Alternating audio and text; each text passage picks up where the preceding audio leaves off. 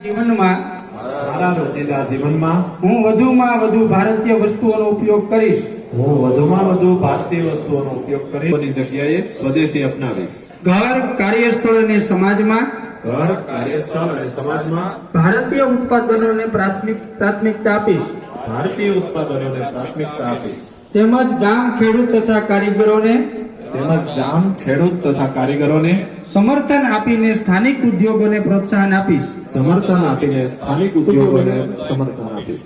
યુવાનો અને બાળકોને યુવાનો અને બાળકોને સ્વદેશી અપનાવવા માટે પ્રેરિત કરીને સ્વદેશી અપનાવવા માટે પ્રેરિત કરીને નવી પેઢી સુધી સ્વદેશીનું મહત્વ સામાજિક જીવનમાં ભારતીય ભાષાઓનો પ્રયોગ કરીશ. ભારતીય ભાષાઓનો પ્રયોગ કરીશ.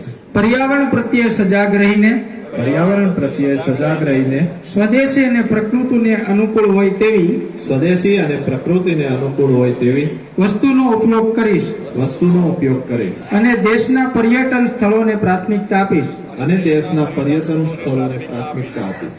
ભારત માતા કી. ભારત માતા કી.